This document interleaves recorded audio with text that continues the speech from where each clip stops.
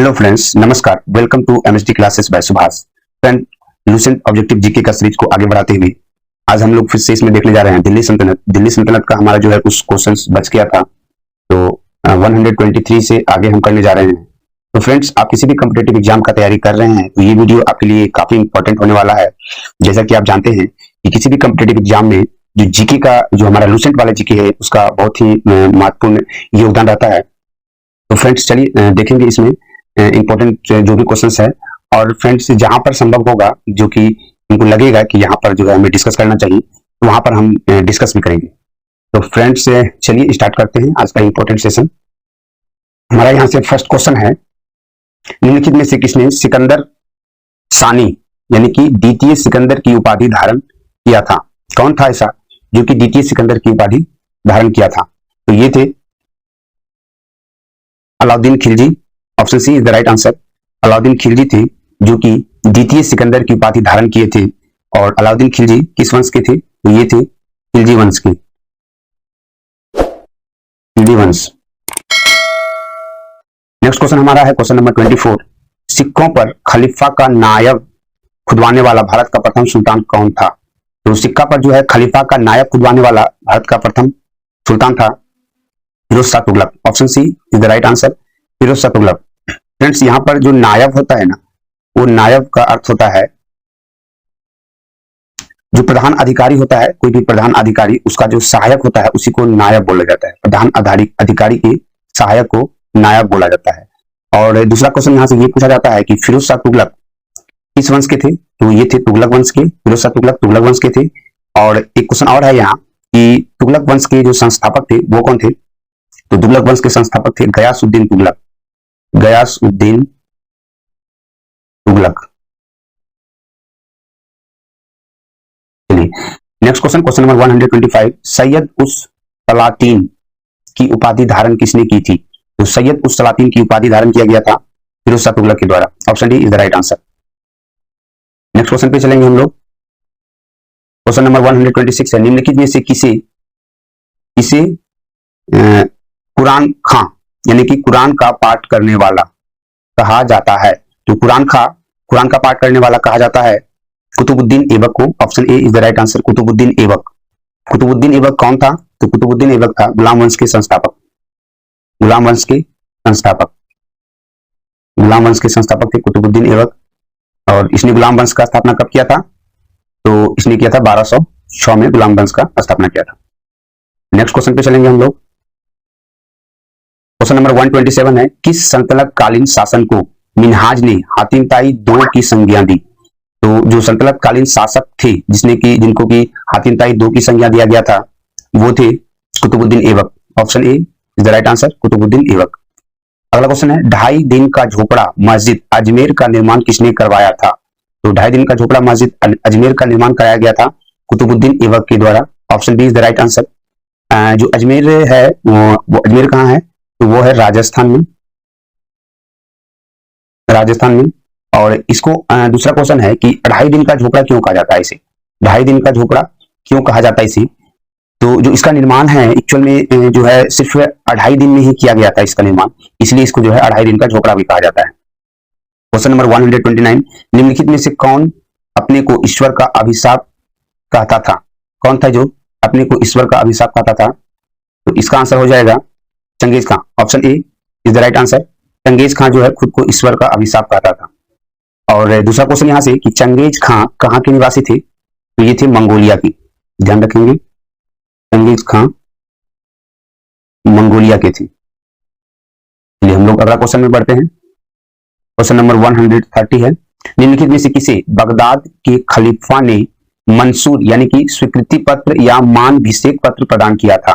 तो कौन थे जो कि बगदाद के जिसको कि बगदाद के खलीफा ने जो है मानभिषेक पत्र प्रदान किया था? तो वो था Iltutmish. Option B is the right answer, Iltutmish. Iltutmish कौन था? तो इल्तुतमिश ऐबक का दामाद था, कुतुबुद्दीन ऐबक का दामाद था इल्तुतमिश। और इल्तुतमिश ही वो पहला तुर्क सुल्तान था जिसने कि शुद्ध अरबी सिक्के चलाए थे, शुद्ध अरबी सिक्के चलाए थे इल्तुतमिश के द्वारा। और इंपॉर्टेंट क्वेश्चन यहां से बनता है कि जो 2 प्रमुख सिक्के हैं कौन कौन? एक है चांदी का टंका, और दूसरा है तांबे का जीतल। ये दोनों भी इल्तुतमिश के द्वारा ही चलवाया गया था, ध्यान रखेंगे। नेक्स्ट क्वेश्चन है क्वेश्चन नंबर 131। दिल्ली सल्तनत का पहला सुल्तान कौन था जिसे दोआब के आर्थिक महत्व को समझा? तो दिल्ली के पहला सुल्तान जो था दोआब के आर्थिक महत्व को समझा गया था, वो था इल्तुतमिश के द्वारा। Option B is the right answer. दोस्तों दोआब क्या होता है? तो दोआब होता है दो नदियों का जो बीच का क्षेत्र होता है उसको दोआब बोलते हैं। जैसे कि यहाँ से रिवर जा रहा है, दूसरा रिवर यहाँ से जा रहा है, तो इन दोनों के जो बीच का एरिया है इसको हम लोग दोआब कहते हैं। नेक्स्ट क्वेश्चन पे चलेंगे 132 क्वेश्चन नंबर। दिल्ली की राजगद्दी पर अफगान शासकों ने शासन का निम्नलिखित में से कौन सा सही क्रम है? तो जैसे कि आपको पता है कि दिल्ली की राजगद्दी पर अफगान का जो शासन रहा था, तो वो शासन में जो है सही क्रम जो बताना है कि पहले कौन था फिर उसके बाद कौन।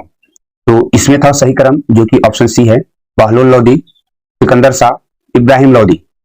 यहां से एक और क्वेश्चन है कि बहलोल लोदी कौन था? तो ये लोदी वंश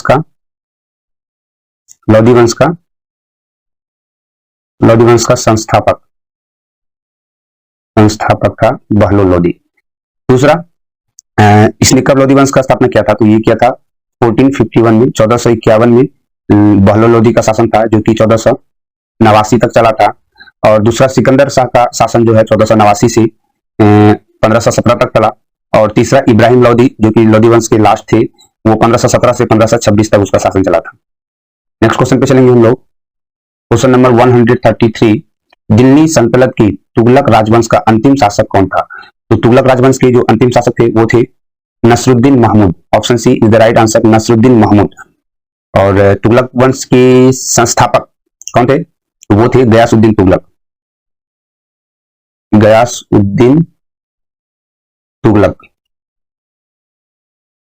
चलिए तो अगला क्वेश्चन पे हम लोग चलते हैं, क्वेश्चन नंबर 134। मध्यकालीन भारतीय राजाओं के संदर्भ में निम्नलिखित में से कौन सा कथन सही है? तो मध्यकालीन भारतीय राजाओं के संबंध में जो कथन सही है वो हम लोग देख लेंगे। ऑप्शन डी में है कि फिरोज तुगलक ने गुलामों का एक अलग विभाग दीन-ए-बंदगान स्थापित किया था। तो दीन-ए-बंदगान जो कि फिरोज शाह तुगलक के द्वारा स्थापित किया गया था, ये गुलामों का अलग से विभाग था। अगले क्वेश्चन चलेंगे 135 पे। कथन ए और कथन बी आर दिया है, उसका कारण देखते हैं। मोहम्मद बिन तुगलक दिल्ली छोड़ने के बाद 2 वर्ष तक स्वर्गदारी नामक शिविर में रहा। और दूसरा है, उस समय दिल्ली की एक प्रकार के प्लेग से बर्बाद हो गई थी और बहुत लोग मर गए थे। तो इसमें से जो हमारा आंसर होगा वो होगा ऑप्शन ए भी सही है। मोहम्मद बिन तुगलक दिल्ली छोड़ने के बाद 2 वर्ष तक स्वर्गदारी नामक शिविर में रहा था, ये भी सही है। और दूसरा है, उस समय दिल्ली जो है एक प्रकार के प्लेग से बर्बाद हो गया था, ये भी सही है। बट ये दोनों एक दूसरे का व्याख्या नहीं करते हैं, लेकिन दोनों स्टेटमेंट सही है। नेक्स्ट क्वेश्चन पे चलते हैं 136 पे। 136 चंगेज खां के अधीन मंगोलों ने किसके शासनकाल में भारत पर आक्रमण किया था? तो चंगेज खां के अधीन जो मंगोल का शासन जो आक्रमण हुआ था, एक्चुअल में ये तो आक्रमण था नहीं, लेकिन जब ये आक्रमण करने आया था तो उस समय वहां का शासक जो था वो इल्तुतमिश था। और चंगेज खां जो है, चंगेज खां कभी भी भारत पर हमला नहीं किया था, चंगेज खां का कभी भी भारत पर हमला नहीं रहा। हाँ, लेकिन एक मौका आया था हमला करने का, लेकिन इल्तुतमिश की सूझबूझ से जो है वो हमला टल गया था। तो क्वेश्चन यहाँ से आता है कि चंगेज खां जब आक्रमण कर रहे थे, इंडिया में आए थे, तो उस समय इल्तुतमिश थे शासक। क्वेश्चन नंबर 137 निम्नलिखित युग्मों में से कौन सा सही रूप से सुमेलित है? तो देखते हैं, दीवान-ए-बंदगान, तो दीवान-ए-बंदगान तुगलक सही है। उसके बाद बाकी सारा सब गलत है। ये दीवान-ए-मुख्तखराज बलवान, दीवान-ए-कोही अलाउद्दीन खिलजी, दीवान-ए-अर्ज मोहम्मद तुगलक। इसको हम लोग ऐसे कर सकते हैं, दीवान-ए-मुख्तखराज जो है उसको हम लोग मिला सकते हैं, यहीं पे मिला लेंगे। वो दीवान-ए-मुख्तखराज अलाउद्दीन खिलजी, दीवान-ए-कोही मोहम्मद बिन तुगलक, दीवान-ए-कोही मोहम्मद बिन तुगलक, और दीवान-ए-अर्ज इसका था बलवन। इन सबको देख लेंगे। नेक्स्ट क्वेश्चन है हमारा क्वेश्चन नंबर 138 सल्तनत काल में फवाजिल का अर्थ था। तो फवाजिल का अर्थ सल्तनत काल में जो था, एक्चुअल में वो था इक्तदारों द्वारा सरकारी खजानों में जमा की जाने वाली अधिशेष राशि। नेक्स्ट क्वेश्चन हम लोग चलेंगे क्वेश्चन नंबर 139 पे। दिल्ली सुल्तान जो भारत में नहरों के सबसे बड़े जाल का निर्माण करने की लिए प्रसिद्ध था, तो वो दिल्ली का कौन सा सुल्तान था जो कि भारत में सबसे बड़े नहरों का जाल जो है बिछाने का निर्माण काम किया था? वो था Firoz Shah Tughlaq. Option C is the right answer, Firoz Shah Tughlaq. इसके बारे में कहा जाता है कि फिरोज शाह तुगलक जो है एक कट्टर मुस्लिम शासक था। फिरोज शाह तुगलक कट्टर मुस्लिम शासक था, और ये क्या करते थे कि जो भी इस्लाम धर्म को स्वीकार नहीं करता था उस पर जो है एक अलग तरह का कर लगाता था, जजिया कर। नेक्स्ट क्वेश्चन पे चलेंगे हम लोग। Question number 140। कथन दिया है, फिर उसका कारण दिया। प्रारंभ में भारत में तुर्की प्रशासन सैनिक प्रधान था। अगला, अग्रणी सैनिक नायकों के बीच देश को एकता के रूप में खंड विभाजित कर दिया गया था। तो इसका आंसर ऑप्शन ए हो जाएगा। ए और आर दोनों सही है, बट फिर से आर जो है एक ही सही व्याख्या नहीं करता है। नेक्स्ट क्वेश्चन पे चलेंगे। Question number 141। 141 में है कि अपनी शक्ति को समेकित करने के बाद बलबन ने भव्य उपाधि धारण किया। तो बलबन के द्वारा जो भव्य उपाधि धारण किया गया था वो था जिल्ल ए इलाही। जिल्ल ए इलाही की उपाधि धारण किया गया था। जिल्ल ए इलाही का क्या मतलब होता है? जिल्ल ए इलाही का मतलब होता है अल्लाह का छाया। लोग नेक्स्ट क्वेश्चन को देखेंगे। क्वेश्चन नंबर 142 में है, निम्नलिखित में से किसने भारत का सबसे पुराना मकबरा नसरुद्दीन मोहम्मद का मकबरा सुल्तानगढ़ी दिल्ली का निर्माण करवाया और मकबरा निर्माण शैली का जन्मदाता होने का गौरव प्राप्त किया? तो जैसा कि पता है कि भारत का सबसे पुराना मकबरा जो है वो है नसरुद्दीन शाह का मकबरा, और उसको बनवाने और जो उसको मकबरा निर्माण शैली का जो जन्मदाता होने का जो गौरव प्राप्त किया है वो था Iltutmish. Option C is the right answer. Question number 143। Iltutmish द्वारा बनाया गया आतरकीन का दरवाजा जो कि अकबर की बुलंद दरवाजा का प्रेरणा का स्रोत बना स्थित है। तो क्वेश्चन सीधा पूछ रहा है कि आतरकीन का दरवाजा कहाँ स्थित है? तो ये ऑप्शन स्थित है नागौर, जोधपुर में, राजस्थान के नागौर में स्थित है। और जो ये यहाँ पे क्वेश्चन है कि बुलंद दरवाजा, तो बुलंद दरवाजा कहां पर है? तो ये है फतेहपुर सीकरी। फतेहपुर सीकरी, और इसको बनाया गया था अकबर के द्वारा। क्वेश्चन पूछा जाएगा कि बुलंद दरवाजा किसके द्वारा बनाया गया? तो ये बनाया गया अकबर द्वारा। नेक्स्ट क्वेश्चन पे चलते हैं हम लोग। क्वेश्चन नंबर 144 है, किसने 40 तुर्की सरदारों को लेकर तुर्कान ए चिहलगानी या 40 दल का गठन किया था? तो ये 40 दल का जो गठन किया गया था वो थे इल्तुतमिश के द्वारा। नेक्स्ट क्वेश्चन, निम्नलिखित में कौन राज दरबार में बलबन का सरप्रमुख प्रतिद्वंदी था? तो बलबन का जो सरप्रमुख प्रतिद्वंदी था वो था Iltutmish. Option D is the right answer. Iltutmish था बलबन का सरप्रमुख प्रतिद्वंदी। क्वेश्चन नंबर 143, निम्नलिखित में से किसने चहलगानी 40 दल का पूर्णतः सफाया कर दिया? यानी कि चहलगानी 40 दल जो इल्तुतमिश के द्वारा लाया गया था उसको किसने खत्म कर दिया? तो उसको रजिया के द्वारा खत्म कर दिया गया था। हाँ फ्रेंड्स, यहाँ पर एक क्वेश्चन है, रजिया आया है तो देख लेते हैं हम लोग कि रजिया जो है ये कौन थी? ये इल्तुतमिश की पुत्री थी। सबसे पहला इल्तुतमिश की पुत्री, फर्स्ट क्वेश्चन यहां से बनता है, इल्तुतमिश की पुत्री थी रजिया। और दूसरा क्वेश्चन यहां से बनता है कि प्रथम महिला शासिका, प्रथम महिला शासिका कौन थी? वो थी रजिया सुल्तान।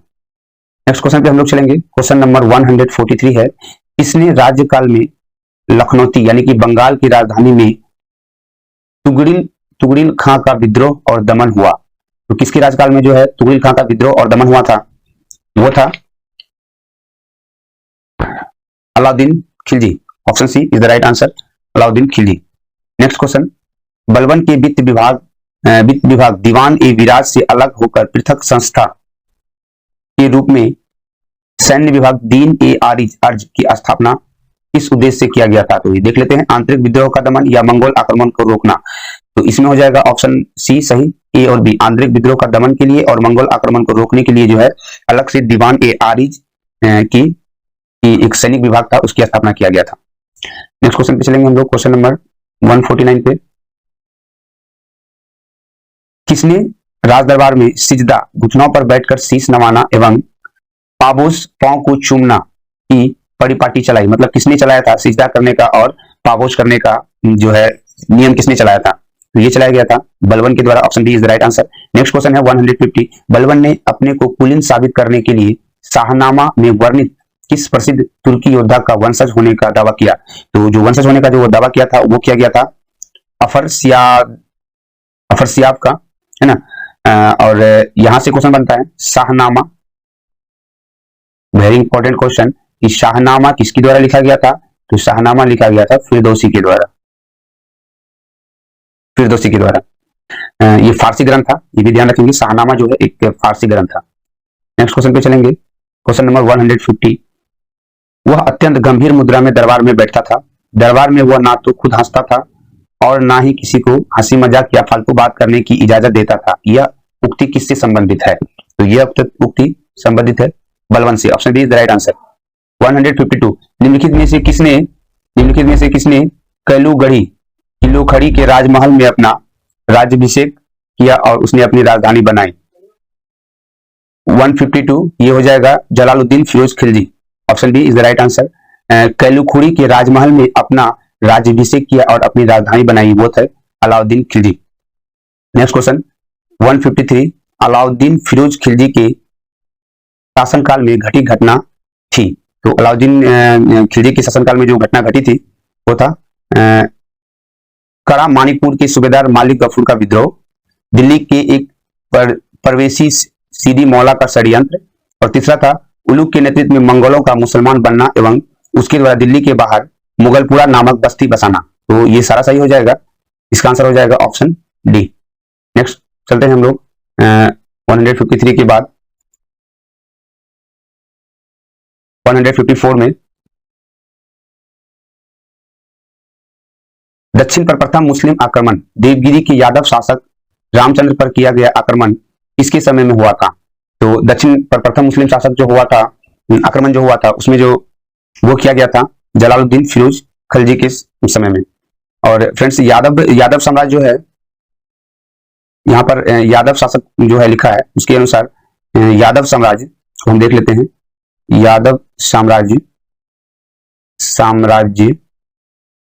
इसका स्थापना लगभग 850 ईस्वी में किया गया था और ये किया गया था शुभना चंद्र के द्वारा, शुभना चंद्र द्वारा, देख लेंगे फिर भी।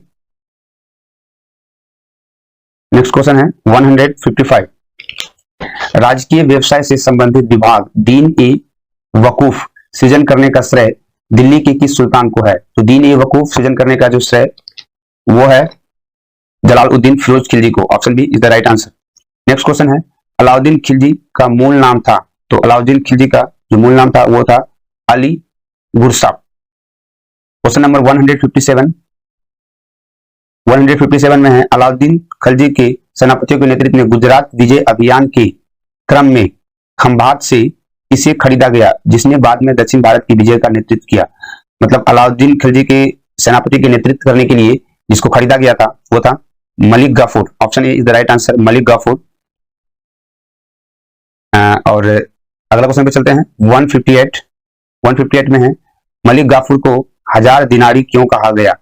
क्योंकि उसे 1000 दिनार में क्या किया गया था? खरीदा गया था मलिक गाफूर को। एक्चुअली ये मलिक गाफूर कौन था? ये मलिक गाफूर ना 1297 ईस्वी में, जैसा कि हम लोग जानते हैं, अलाउद्दीन खिलजी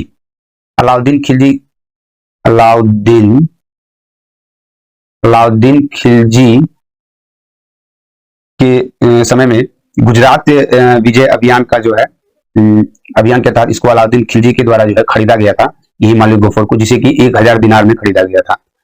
तो फ्रेंड्स आज यही तक रहने देते हैं, हम लोग 158 तक कर लिए हैं, 159 से कल देखेंगे। तो फ्रेंड्स आपको वीडियो कैसा लगा आप जरूर बताइएगा, और वीडियो अच्छा लगा तो लाइक कीजिएगा और चैनल को सब्सक्राइब कीजिएगा। चलिए।